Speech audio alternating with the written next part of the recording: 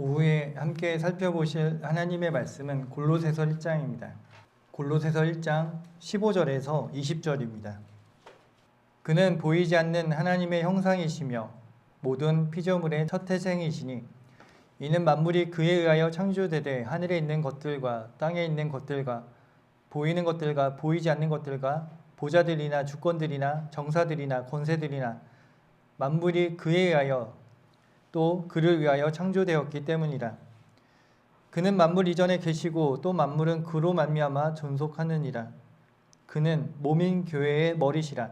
그는 시작이시며 죽은 자들로부터 첫 번째로 나셨으니 이는 그가 만물 안에서 으뜸이 되려 하심이라.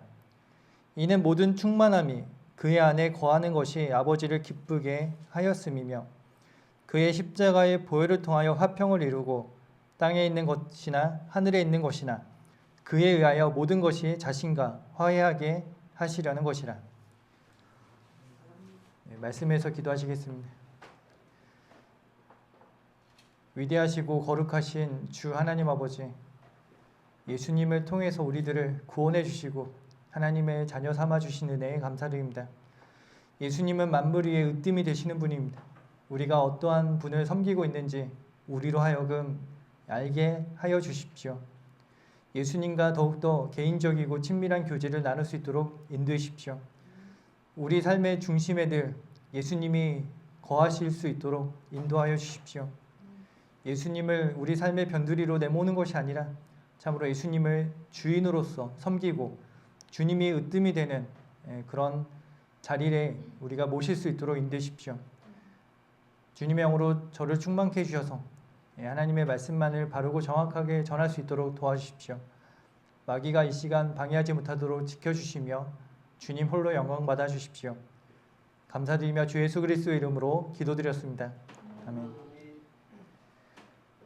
오늘 오후 설교의 제목은 만물 안에서 으뜸이 되신 예수 그리스도입니다. 만물 안에서 으뜸이 되신 예수 그리스도. 사람들에게는 저마다 삶의 중심이 있죠.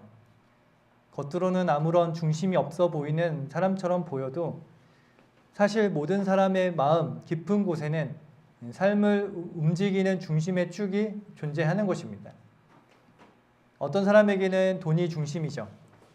돈이 많으면 안전하다고 생각하고 돈이 있으면 행복할 것이라고 믿고 돈이 있으면 인생의 문제가 해결될 것이라고 생각하는 것입니다.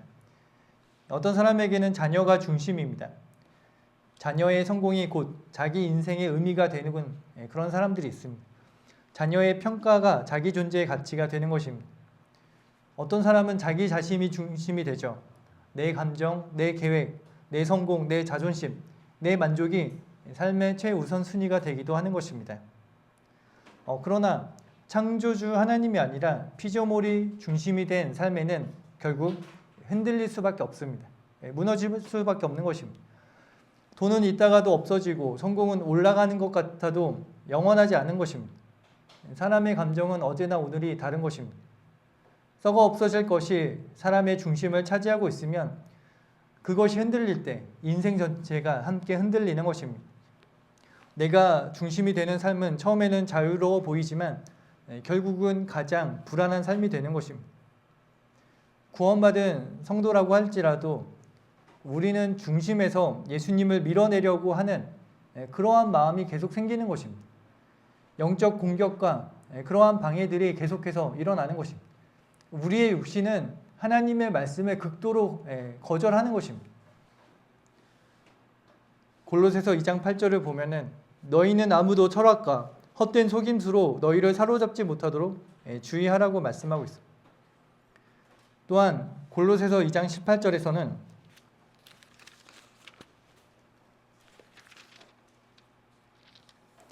아무도 자의적인 겸손과 천사들을 숭배함으로 너희의 상을 속여 빼앗지 못하게 하라고 말씀하고 있습니다. 보이지 않는 것을 억지로 주장하고 자기 육신의 생각으로 헛되이 가장하는 자들이 있다고 말씀하고 있는 것입니다. 여러분의 중심에서 예수님을 몰아내려는 많은 것들이 있는 것입니다. 하나님을 대적하여 쌓아 올린 인간들의 사상들이 있는 것입니다.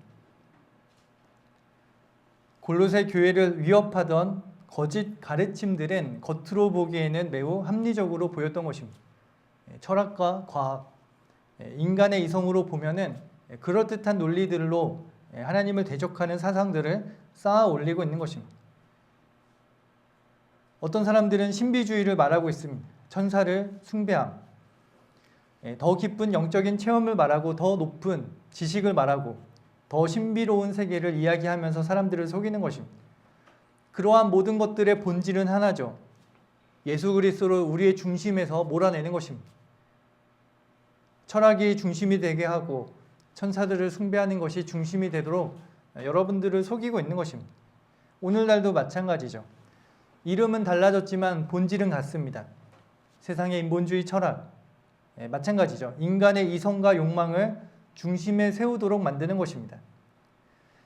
마귀는 언제나 노골적으로 예수님을 부인하게 만들지는 않는 것입니다. 때로는 예수님을 인정하게 하면서도 예수님을 교묘하게 중심에서 멀어지게 만들어냅니다. 예수님을 구세주라고 부르게 하면서도 삶의 주인으로는 모시지 못하도록 하는 것입니다. 가짜 교회, 거짓된 교회, 변개된 성경으로 사람들을 인도해서는 마음껏 주님을 경배할 수 있도록 그렇게 만드는 것입니다.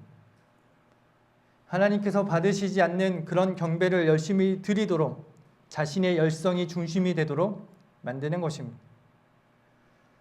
교회에서 예수님을 경배하고 높이는 것은 하게 하면서도 정작 매일의 삶 가운데서는 주님과 멀어지게 만드는 것입니다. 예수님을 여러 가지 중요한 것들 중에 하나로 만드는 것입니다. 결국 예수님이 우리에게 있어서 으뜸이 되지 못하도록 만드는 것입니다.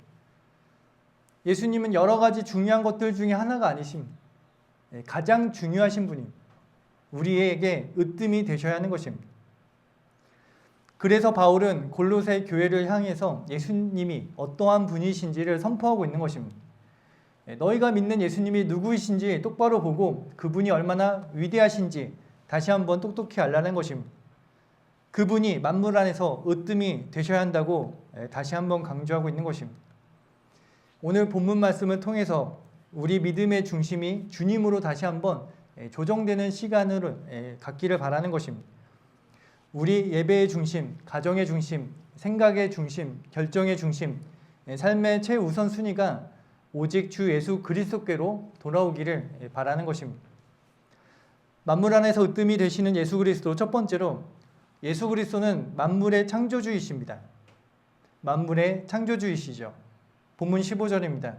그는 보이지 않는 하나님의 형상이시며 모든 피조물의 첫 태생이시니. 먼저 바울은 예수님을 향하여 보이지 않는 하나님의 형상이라고 선포하고 있습니다. 하나님은 한 영이시기 때문에 사람이 눈으로 볼 수 없죠. 죄인된 인간은 스스로 하나님을 알 수 없고 볼 수 없고 깨달을 수 없는 것입니다. 하나님을 이해할 수도 없는 것입니다. 그런데 보이지 않는 하나님께서 자신을 예수 그리스도를 통하여 우리에게 나타내 보여주시는 것입니다. 우리는 예수님을 통해서 하나님이 누구이신지를 정확하게 볼 수 있는 것입니다.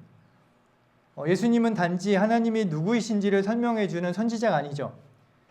예수님은 보이지 않는 하나님의 완전한 형상이라고 말씀하고 있습니다. 그래서 어떻습니까? 예수님을 본 사람은 곧 하나님을 본 것이라고 말씀하고 있는 것입니다.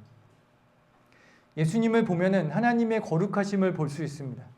예수님을 보면은 하나님의 긍휼을 볼 수 있고 하나님의 의로우심과 사랑과 권능을 볼 수 있는 것입니다. 그러므로 하나님을 알려면 누구에게로 나가야 합니까? 예수님께로 가면 되는 것입니다. 하나님이 어떤 분이신지를 알고 싶다면 예수님을 보면은 정확하게 알 수 있는 것입니다. 빌립이 예수님께 아버지를 보여달라고 요청했을 때 예수님께서는 빌립아, 내가 너희와 그처럼 오랜 시간을 있었는데 내가 나를 모르느냐? 나를 본 자는 아버지를 보았느니라. 그런데 어찌하여 아버지를 보여주소서라고 말하느냐?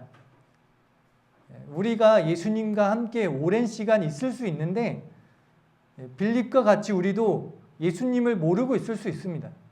내가 나를 모르느냐? 우리가 그처럼 예수님과 오랜 시간을 가지고 있었다면 예수님이 누구이신지를 정확하게 알고 믿고 설명할 수 있어야 되는 것입니다. 예수님을 본 사람은 곧 하나님을 본 것이죠. 그러므로 예수 그리스도를 통하지 않고서는 하나님을 바르게 알 수 없는 것입니다. 이어서 본문은 예수님을 모든 피조물의 첫 태생이라고 말씀하고 있습니다. 이 구절을 근거로 하여 예수님께서 모든 피조물 가운데 가장 먼저 만들어진 피조물이라고 주장하는 것입니다. 그러나 이것은 본문을 심하게 왜곡하고 있는 것입니다. 오히려 바로 다음 구절에서는 만물이 그분에 의하여 창조되었다고 선포하고 있죠. 그러므로 예수님은 창조된 분이 아니라 창조하신, 전능하신 하나님이신 것입니다. 그렇다면 모든 피조물의 첫 태생이라는 말씀의 의미는 무엇입니까? 여러분, 마태복음 1장 25절은 그녀가 첫 아들을 낳기까지 그녀를 알지 아니하였다가 낳으니 그가 그의 이름을 예수라 하더라. 첫 아들이 첫 태생과 같은 말입니다. 예수님께서 성령님을 통하여 잉태되시고 동정녀 탄생으로 이 땅에 태어나신 것을 말하는 것입니다. 예수님은 성령으로 태어난 첫 번째 사람이시죠. 그리고 18절에서도 죽음으로부터 부활하셔서 다시 죽지 않는 첫 번째 사람이 되셨습니다. 그런 의미에서 첫 태생이라고 말씀하고 있습니다. 피조된 신이 아니라 동정녀 탄생으로 탄생하신 분, 성령으로 탄생하신 분, 그것을 말하는 것입니다. 우리는 비록 우리의 몸은 성령님으로 잉태되거나 태어나지 않았지만 우리의 영이 성령님으로 인하여 다시 태어난 것입니다. 거듭났죠. 그래서 예수님께서는 우리를 형제라고 부르시는 것입니다. 그 가운데서, 많은 형제들 가운데서 첫 번째 태생이 되신 것이 바로 예수님이신 것입니다. 그것을 우리가 하나님의 말씀을 통해서 알 수 있는 것입니다. 하나님의 말씀을 올바로 나누어 공부하면 하나님께서 알려주시는 것입니다. 그래서 로마서 8장 29절은 그분께서는 미리 아신 자들을 자기 아들의 형상과 일치하게 하시려고 또한 예정하셨으니 이는 그를 많은 형제 가운데서 첫 태생이 되게 하려 하심이라라고 말씀하고 있는 것입니다. 많은 형제들 가운데서 여러분을 형제라고 말하는 것입니다. 성령님으로 태어난 여러분들을 예수님께서는 형제라고 부르시는 것입니다. 그 가운데 첫 번째 출생이 예수님이라는 것입니다. 성령으로 잉태되신 분, 동정녀 탄생으로 이 땅에 오신 분, 그것을 가리키고 있는 것입니다. 정리해서 다시 한번 말씀을 드리자면 예수 그리스도는 동정녀 마리아에게서 성령으로 잉태되시어 인간으로 태어나신 성육신하신 하나님이십니다. 주님께서는 성령으로 태어나신 하나님의 첫 번째 아들이셨고 초림을 말하는 것이죠. 그분의 십자가 뒤로 성령으로 태어나는 다른 많은 형제들, 우리를 말하는 것입니다. 다른 많은 형제들이 생겨난 것입니다. 예수 그리스도는 여호와의 증인들이 주장하는 것처럼 피조된 신이 아니며 하나님과 동등하신 분으로서 창조의 사역에 함께 하시는 것입니다. 본문 16절입니다. 이는 만물이 그에 의하여 창조되되 하늘에 있는 것들과 땅에 있는 것들과 보이는 것들과 보이지 않는 것들과 보좌들이나 주권들이나 정사들이나 권세들이나 만물이 그에 의하여 또 그를 위하여 창조되었기 때문이라. 모든 것들은 그에 의하여 창조되었다고 말씀하고 있습니다. 예수님은 피조된 신이 아니라 만물을 창조하신 위대하신 하나님이십니다. 하나님과 동등하신 분입니다. 그리고 또한 모든 것들은 그를 위하여 창조되었다고 말씀하고 있습니다. 이 우주 전체의 존재 목적이 예수 그리스도를 향하여 있는 것입니다. 모든 것들은 예수님을 위하여 창조된 것입니다.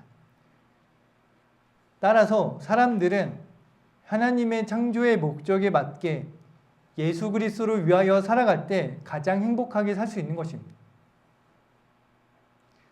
내가 이 땅에 살아가는 이유와 목적은 무엇입니까? 많은 사람들이 목적을 잃고 방황하고 있죠. 토론토 대학의 심리학 교수인 조던 피터스는 자신의 저서에서 그의 어린 시절 고향 친구였던 크리스에 대하여 이야기하고 있습니다. 그는 조던 피터슨 교수가 어렸을 때 함께 지냈던 가장 친구들 중에 한 명이었다고 합니다. 크리스는 피터슨 교수의 표현에 의하면 우리 중 가장 똑똑하고 지능이 높았으며 엄청난 잠재력을 가진 청재적인 청년이었다고 합니다. 그의 집안 역시 그 마을에서 가장 부유하고 사회적인 지위가 높은, 겉으로는 아무런 부족함도 없는 배경을 가지고 있었다고 합니다.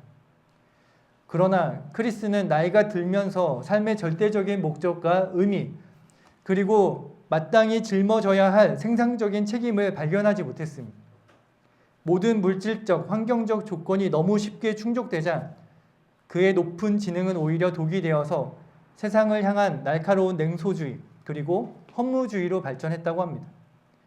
그는 인생이 다 무슨 소용인가, 결국 다 죽어서 사라질 텐데 왜 고통스럽게 노력해야 되는가라고 근원적인 회의론에 빠져들었다고 합니다. 하나님 없는 죄인들이 도달할 수 있는 결론이 이거밖에 안 되는 것입니다. 그는 극심한 공허함과 허무주의를 달래기 위하여 삶을 가꾸는 대신에 아무런 책임도 따르지 않는 쉬운 쾌락을 선택한 것입니다. 방탕한 친구들과 어울리며 날마다 밤낮으로 술을 마셨고 마약에 손을 대기 시작한 것입니다. 세월이 흘러 피터슨 교수가 대학의 교수로 이제 임명이 되고 학문적인 성취를 이룰 동안에 크리스는 정신적으로 완전히 황폐해지고 고향 마을의 불황자가 되었다고 합니다. 결국 환각과 우울증, 망상에 시달리며 정신과 육체가 처참하게 파괴되었고 어느 날 스스로 생을 마감하는 비극적인 최후를 맞이했다고 합니다. 하나님을 잊어버린 모든 사람들의 결과가 이와 다르지 않습니다. 결국은 스스로를 죽이는 것입니다. 스스로 멸망을 향해 달려가는 것입니다. 하나님을 배제한 채 세상의 꼭대기에 올라간 사람들의 말로가 바로 이와 같은 것입니다. 인간의 만족은 어디에서 오는 것입니까? 창조주 하나님께로부터 오는 것입니다.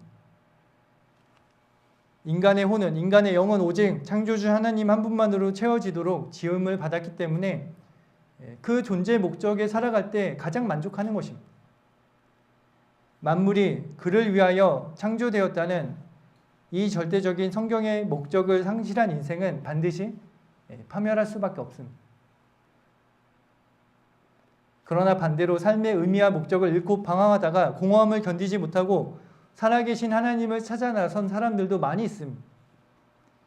인간 게놈 프로젝트를 이끌었던 프랜시스 콜린스 박사의 이야기입니다. 그는 인류 역사상 지능이 가장 높은 천재 중에 한 명이었습니다. 그는 젊은 나이에 예일대학교에서 물리와 화학 박사 학위를 받았고 의학 박사 학위까지 취득했다고 합니다. 세상에 부러울 것이 없었고 그의 앞길에는 막대한 부와 사회적인 지위가 보장되어 있었습니다. 그는 크리스와 마찬가지로 철저한 무신론자였습니다. 하나님은 없다고 말하는 사람이었죠. 인간의 이성과 과학만을 신뢰했던 그는 하나님은 인간이 만들어낸 환상에 불과하다고 자주 말하곤 했습니다. 하지만 과학적인 성취를 이루고 세상의 인정을 받으면 받을수록 그의 마음 깊은 곳에서는 원일 모른 극심한 공허함과 냉소주의가 찾아왔다고 합니다. 인간이 그저 진화된 세포 덩어리에 불과하다면 내가 이토록 치열하게 연구하고 살아가는 목적은 무엇인가라는 근원적인 공허함에 마주치게 된 것입니다. 그러던 어느 날 의사로서 병원에서 죽음을 앞둔 수많은 환자들을 돌보던 중에 큰 충격을 받게 되는 것입니다. 세상의 기준으로는 아무것도 가진 것 없고 육신은 무너져 가는데도 오직 주 예수 그리스도를 향한 믿음 하나만으로 죽음 앞에서 말할 수 없는 평안과 기쁨을 누리는 그리스도인 환자들을 목격하는 것입니다. 그것을 보고 콜린스 박사는 큰 의문을 품고 자신의 교만했던 지성을 내려놓은 채 정직한 마음으로 하나님을 찾기 시작했다고 합니다. 성경을 펴서 읽고 관련된 서적을 보면서 하나님의 살아계심을 구하기 시작했습니다. 성경은 예레미야서 29장 13절에서 너희가 너희의 온 마음으로 나를 찾으려 하면 너희는 나를 찾게 되고 나를 만나리라 라고 약속하셨습니다. 정직한 사람은 하나님을 찾게 되어 있습니다. 양심이 살아있는 사람은 하나님을 찾고 만나게 되어 있습니다. 주님은 헛되이 자신을 찾으라고 하지 않으셨습니다. 정직한 양심, 그것은 하나님께로 향하게 되어 있는 것입니다. 마침내 27살 되던 해에 콜린스 박사는 자연의 정교한 질서와 성경 말씀 앞에 무릎을 꿇고 예수 그리스도를 구세주로 믿고 영접하여 구원받게 됩니다. 주님을 인격적으로 만나자 그의 인생은 180도 달라졌습니다. 그동안 자신을 괴롭히던 허무주의와 공허함은 눈 녹듯 사라진 것입니다. 주님을 만나면 인생이 달라지는 것입니다. 누구나 정직한 마음으로 하나님을 찾으려고 하면 하나님께서 만나주시는 것입니다. 삶의 의미와 목적을 발견하게 됩니다. 내가 왜 살아있는지, 나의 삶의 목적이 무엇인지, 하나님께서 나에게 왜 이런 재능을 주셨는지 그제서야 발견하는 것입니다. 삶의 중심이 주님으로 바뀌는 것입니다. 17절은 이렇게 말씀하고 있죠. 그는 만물 이전에 계시고 또 만물은 그로 말미암아 존속하느니라. 예수님께서는 만물 이전에 계신 영원부터 영원까지 참 하나님이십니다. 만물은 그분으로 말미암아 존속하는 것입니다. 존속한다는 것은 만물이 흩어지지 않고 유지되도록 붙들고 계신다는 것입니다. 세상이 돌아가는 것이 우리는 너무 자연스럽게 느껴지죠. 지구가 태양 주위를 돌고 우주에 별들이 떠 있고 계절이 바뀌고 심장이 뛰고 숨을 쉬고 너무 당연한 것들로 여깁니다. 그러나 성경은 그것이 당연한 것이 아니라고 말씀하고 있습니다. 만물이 오늘도 유지되는 것은 예수 그리스도께서 붙들고 계시기 때문이라고 말씀합니다. 주님이 붙들고 계시지 않으면 우주의 질서는 다 무너지는 것입니다. 주님이 붙들고 계시지 않으면 우리의 생명도 유지되지 않는 것입니다. 현대 과학은 현재의 우주가 유지가 되려면 눈에 보이지 않고 어떤 상호작용도 하지 않는 암흑 물질과 암흑 에너지가 우주를 지탱하고 있어야 된다라고 말합니다. 우리가 눈으로 보고 있는 이 물질들은 전 우주의 5% 정도도 안 된다고 합니다. 그러나 성경은 히브리서 1장 3절에서 그의 능력의 말씀으로 만물을 붙들고 계신다고 말하고 있습니다. 과학자들은 암흑물질이니 암흑에너지라고 그렇게 이름을 붙였지만 성경에서는 하나님의 말씀으로 온 우주 만물을 붙들고 계심을 우리에게 알려주고 계신 것입니다. 항상 과학보다 성경이 훨씬 앞서 있는 것입니다. 하나님의 말씀의 능력은 이와 같이 놀라운 능력입니다. 만물을 붙들고 계신 분은 바로 우리 주 예수 그리스도입니다. 만물 안에서 으뜸이 되시는 분입니다. 여러분이 매일 말씀과 기도로서 만나는 분이 얼마나 위대하신 분인지를 알고 있어야 됩니다. 그분을 우리의 중심으로 모셔야 하는 것입니다. 만물 안에서 으뜸이 되신 예수 그리스도. 두 번째로 예수 그리스도는 교회의 머리가 되십니다. 본문 18절입니다. 그는 몸인 교회의 머리시라. 그는 시작이시며 죽은 자들로부터 첫 번째로 나셨으니 이는 그가 만물 안에서 으뜸이 되려 하심이라. 바울은 우주의 창조주이신 예수님을 선포한 뒤에 이제는 교회와의 관계 속에서 예수님을 선포하고 있습니다. 예수님은 몸인 교회의 머리이십니다. 성경은 교회를 단순히 종교단체나 친목 모임으로 설명하지 않는 것입니다. 교회는 조직체가 아니라 그리스도의 몸으로서 살아있는 유기체입니다. 머리는 생각을 하고 몸의 방향과 움직임을 지휘하죠. 머리는 몸의 생명과 질서를 공급하는 것입니다. 그래서 교회는 예수 그리스도와 연결되어 있을 때만이 의미가 있습니다. 예수님의 명령을 순종하고 따를 때만이 교회가 의미가 있는 것입니다. 그러나 오늘날 배기와 라오디케아 교회 시대에서 예수님께서는 어디에 계십니까? 요한계시록 3장 20절을 보면은 보라 내가 문 앞에 서서 두드리노라.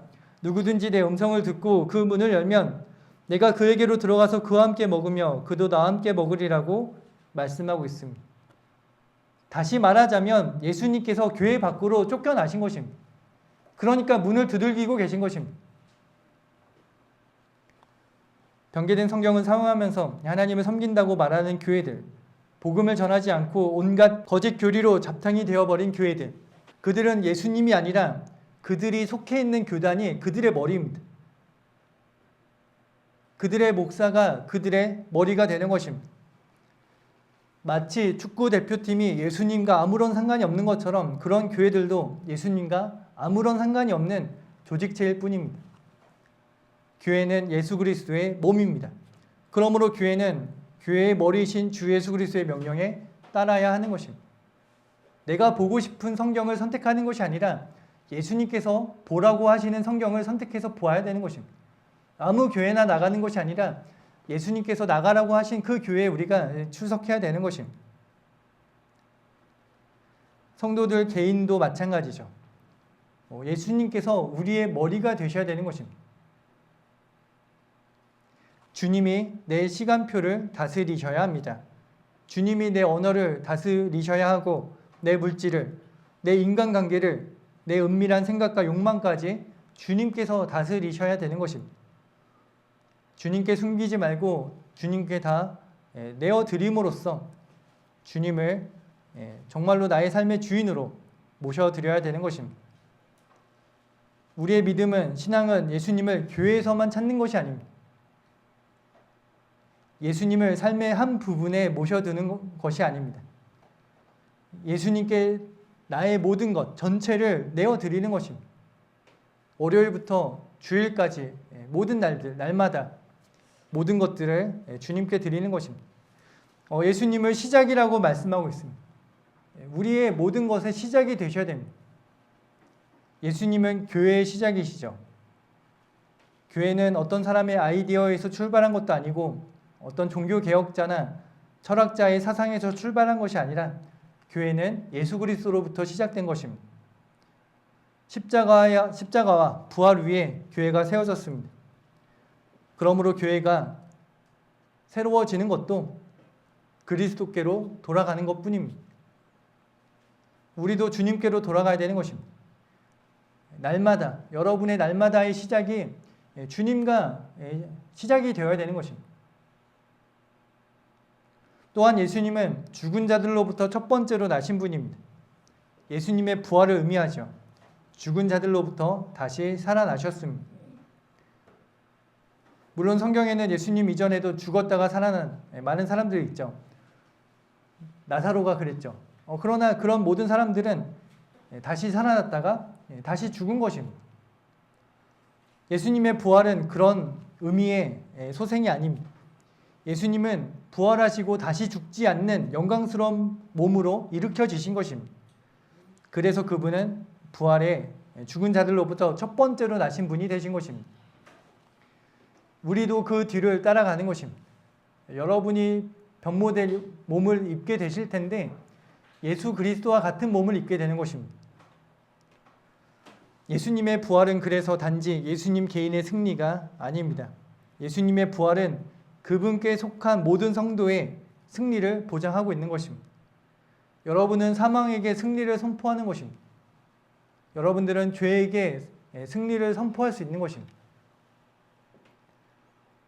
머리가 살아났다면 몸도 살아나는 것이죠.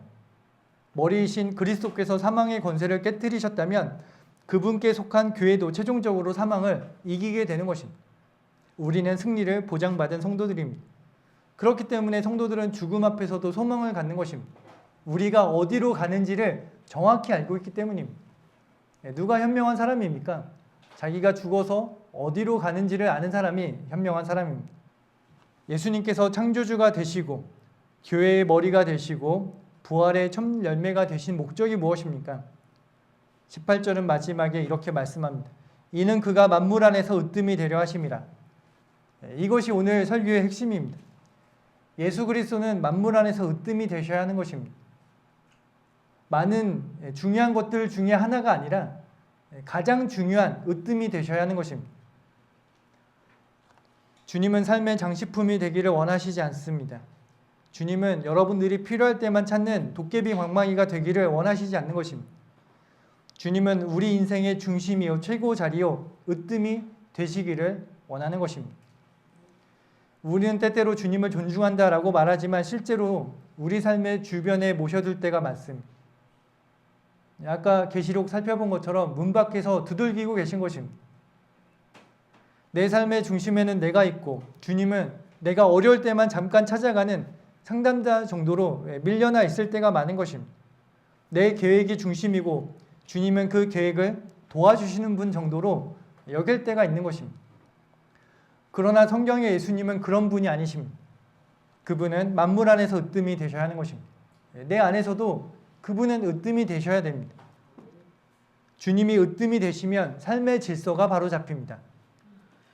물질이 주인 노릇을 못하는 것입니다. 얼마나 많은 사람들이 오늘날 돈의 노예로 살아가고 있습니까? 사람의 평가가 무너뜨리지 못하죠. 환경이 믿음을 흔들지 못하는 것입니다. 왜냐하면 내 삶의 중심에는 변하지 않는 그리스도께서 거하시기 때문입니다. 그분께 고정되어 있는 마음은 흔들리지 않는 것입니다. 주님께서 으뜸이 되시면 낮아질 것은 낮아지고 제자리로 돌아갈 것은 제자리로 돌아가는 것입니다. 하나님보다 커져 있던 우상들은 다 무너지고 흐트러진 삶의 질서가 회복이 되는 것입니다. 그러므로 여러분의 삶에 주 예수 그리스도를 으뜸으로 모시기를 바랍니다. 만물 안에서 으뜸이 되신 예수 그리스도, 세 번째로 예수 그리스도는 십자가의 보혈로 화해를 이루신 구속주이십니다. 본문 19절과 20절입니다. 이는 모든 충만함이 그의 안에 거하는 것이 아버지를 기쁘게 하였음이며 그의 십자가의 보혈을 통하여 화평을 이루고 땅에 있는 것이나 하늘에 있는 것이나 그에 의하여 모든 것이 자신과 화해하게 하시려는 것이라. 예수님 안에는 모든 충만함이 거하고 있다고 말씀하고 있습니다. 예수님 안에 하나님의 신성과 영광과 능력이 충만하게 거한다는 뜻입니다. 예수님은 부족한 분이 아니시죠. 하나님을 부분적으로만 보여주시는 분이 아닙니다. 하나님 안에는 하나님의 모든 충만함이 거하는 것입니다. 본문은 이 모든 충만함이 그리스도 안에 거하는 것이 아버지를 기쁘게 하였다고 말씀하고 있습니다. 예수님께서는 모든 면에 있어서 하나님 아버지를 기쁘시게 해드렸습니다. 십자가의 순종도 마찬가지죠. 그것이 아버지를 기쁘시게 해드리는 일이 되었다고 말씀하고 있습니다. 이사야 53장 10절은 그를 상하게 하는 것이, 예수님을 말하는 것이죠. 그를 상하게 하는 것이 주를 기쁘시게 하였기에 주께서 그를 고난에 두셨다라고 말씀하고 있습니다. 물론 이 말씀은 하나님께서 아들의 고통을 기뻐하셨다 그 뜻이 아닙니다. 그리스도의 고난을 통하여 죄인들이 구원받고 하나님의 자녀가 된다는 사실을 기뻐하신 것입니다. 그래서 이사야 53장 10절은 이어서 그가 자신의 씨를 보리니 라고 말씀하고 있는 것입니다. 고난을 통하여 구원받게 될 여러분들을 하나님께서는 기뻐하신 것입니다. 여러분 자녀가 태어났을 때의 기쁨 기억나십니까? 하나님께서도 그러한 기쁨으로 여러분들을 기뻐하신 것입니다. 죄인이 회개하고 돌이켰을 때 하나님께서는 기뻐하신다고 말씀하고 있습니다.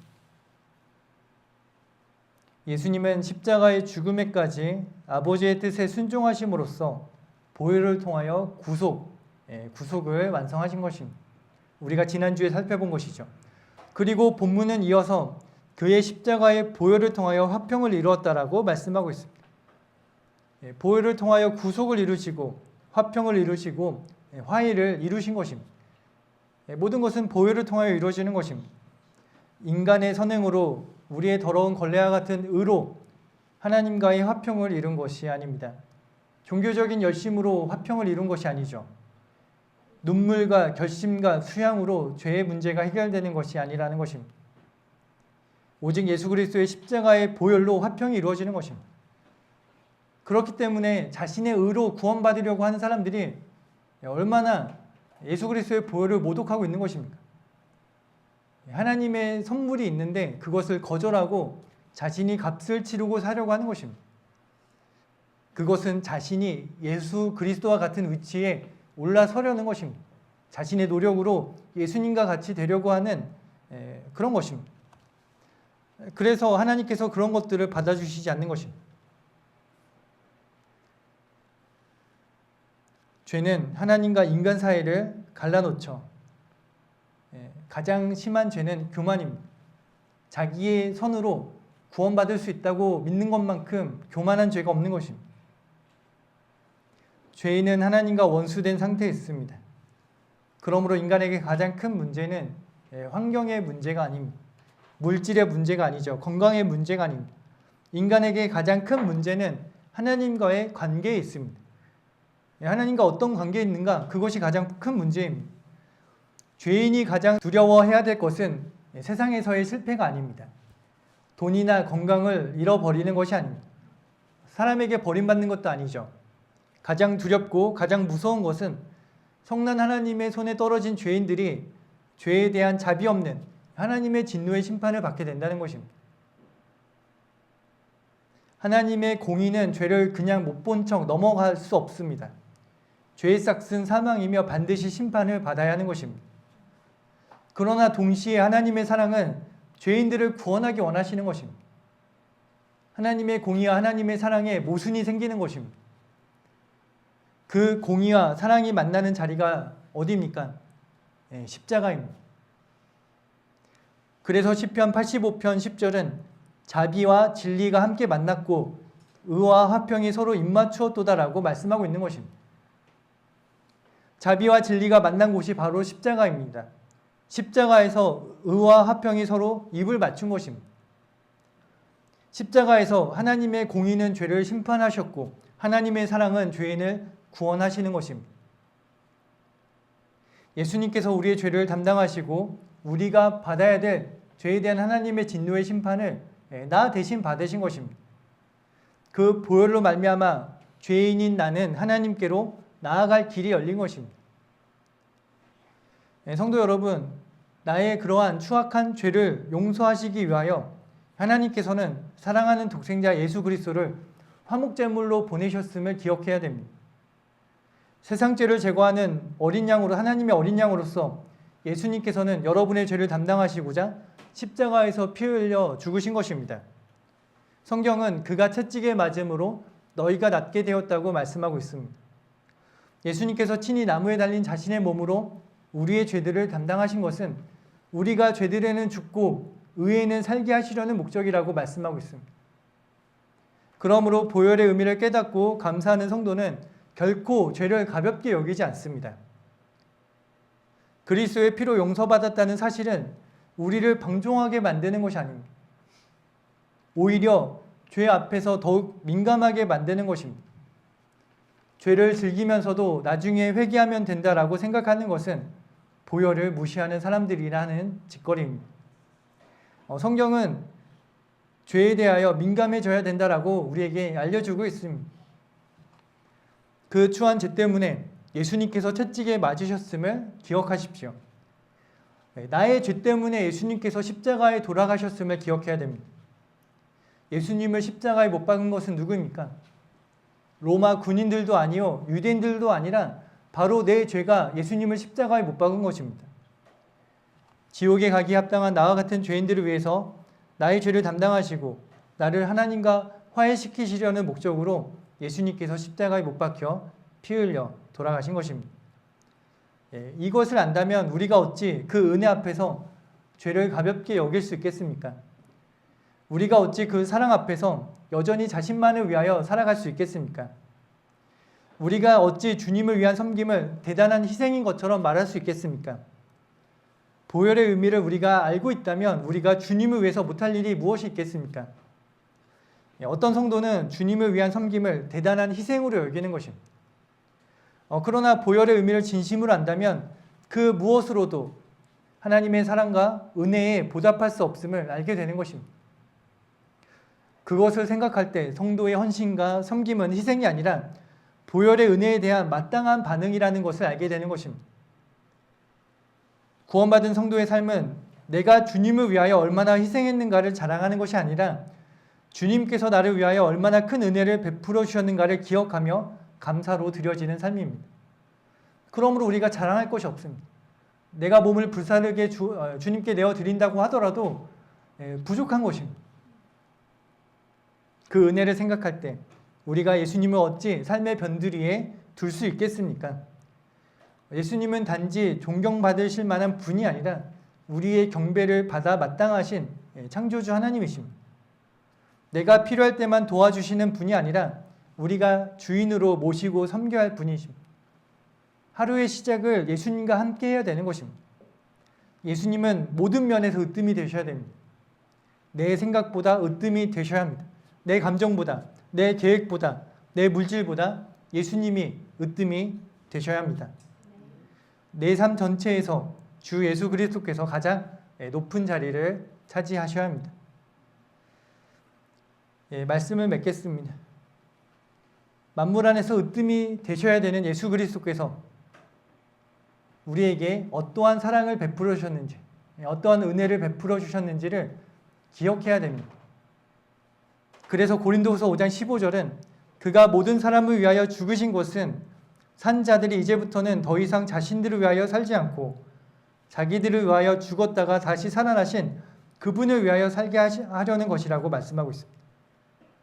하나님께서는 마땅히 여러분들에게 로봇처럼 시키고 명령하고 하실 수 있지만 하나님께서는 여러분을 인격으로 대하시는 것입니다. 여러분이 하나님의 명령을 거절할 수도 있는 것입니다. 하나님께서는 그 모든 섬김이 여러분의 자원함으로 이루어지기를 바라고 원하시는 것입니다. 더 이상 나 자신을 위해서 살아가는 이기적인 삶을 버리고 나를 위하여 죽었다가 다시 살아나신 예수 그리스도를 위하여 살아가야 되는 것입니다. 그것을 위해서 어떻게 해야 됩니까? 예수님을 모든 면에서 으뜸으로 받아들이는 것입니다. 그러면 나를 위해 죽어주신 그분을 위하여 살아갈 수 있는 것입니다. 내 삶의 중심에 예수님을 모시는 것입니다. 여러분의 마음의 보좌에는 한 명만 앉을 수 있는 것입니다. 그 마음의 보좌에 예수님을 모셔야 하는 것입니다. 우리가 그분을 주님이라고 부른다면 정말로 주인으로서 우리가 예수님을 섬겨야 마땅한 것입니다. 그러므로 오늘 결단하는 것입니다. 주님을 내 삶의 으뜸으로 모시겠다고 여러분들이 결단하십시오. 이제부터는 나 자신을 위해서 사는 이기적인 삶을 버리겠다고, 앞으로는 나를 위하여 죽었다가 다시 살아나신 예수님을 위하여 살겠다고 여러분들이 오늘 결단하시는 것입니다. 만물 안에서 으뜸이 되신 예수 그리스도를 높이고 그분을 위하여 살아가는 성도 여러분이 되시기를 바라며 설교를 마치겠습니다.